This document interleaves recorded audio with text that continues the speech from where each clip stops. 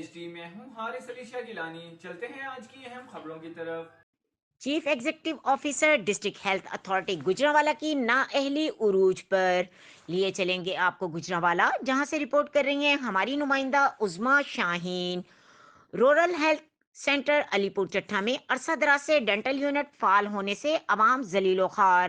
Rural health centre علی پور چٹھا میں chief executive officer district health authority Gujranwala doctor Sofia Bilal اور انتظامیہ کی غفلت اور نااہلی کی وجہ سے عرصہ دراز سے ڈینٹل یونٹ نہ ہونے سے عوام ذلیل و خوار ہو گئی۔ مختلف شکایات کرنے کے بعد بھی ڈینٹل یونٹ نہ تو مکمل ہو چکا لیکن ابھی تک فعال نہ ہو سکا۔